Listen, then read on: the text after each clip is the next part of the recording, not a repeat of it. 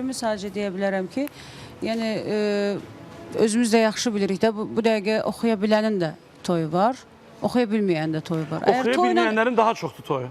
Hə, çünki onlar artıq sənət yoxdur deyə məcburdular insanların nəbzini başqa cür tutsunlar. Necə? Məsəl üçün, içəri girən kimi, valla mən neçə dəfə özümü şahid olmuşam. Mən də girmişəm, başqa adam da girib. Mən girmişəm, belə elə əlimi qolumu belə hərəkət elə mahnı oxumuşam yalandan, belə də. Amma biri gəlib içəri. Belə girib görürüm, onu məndən çox alqışladılar, onu məndən çox daha çox sevdilər. Yazıq Cığatel xanım yazıq olması. Dedi ki, Zeynəb Cığatel qızı dedi ki, getdim deyir bir məclisə, gördüm bir dənə şairə gəlib, heç tanımıram, cavan qızdır.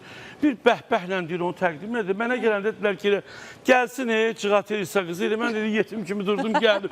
Yəni onların drojunu daha çox vuruldu. Hə, eyni elə, valla drojunu insanlar gördüm ki, vurdu. Çünki biz toya çağırılırsansa, çox nadir hallarda sənətə qulaq asırlar toyda. Valla bir yerə qədərdir. Sonra bezirlər.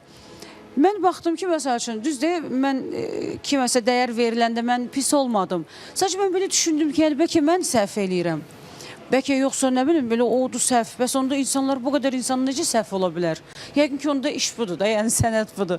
O insana o qədər çox dəyər verdilər. Mən qıraqda durub oxuyuram, yan-yana durduq, oxuduq. Mən qıraqda durub oxuyuram, gətirirlər ona belə pullar verirlər. Mən də belə yetim kimi durmuşam. Vermədilər sənə pul? Yox, verdilər. Yəni, amma onun qədər vermədilər. Amma mən özümü burada öldürürəm. Öldürürəm, oxuyuram ki, burada ki, bəlkə, yoxdur, ayıbdır. Deton eləməyəsən, nə bilim, faş oxuməyəsən, amma ona gəldi oxuyur. Amma bugün Zeynəb xanımı görən deyir ki, abırlı, İsmətli əsl səhnə adamıdır. Zeynəb, sənə bu ən böyük dəyər.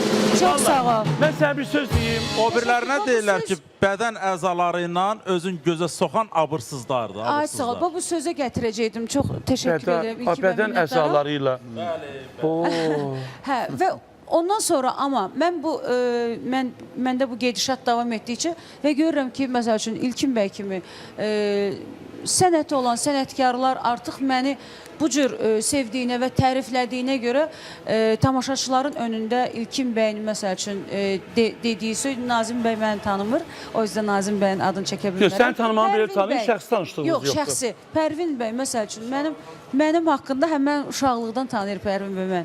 Yaxşı söz deyəcəksə, mənim üçün göstərici odur. Çünki mənim dostum məni tamaşaçıya, məni tanıyan məni tamaşaçıya tanıda bilər. Mənim oynamağım mən valla tamaşaçıya tanıtmayacaq. Çünki mənim işim oynamaq deyil, oxumaqdır. Bəlkə də yanlış eləyirəm, amma nə bilim.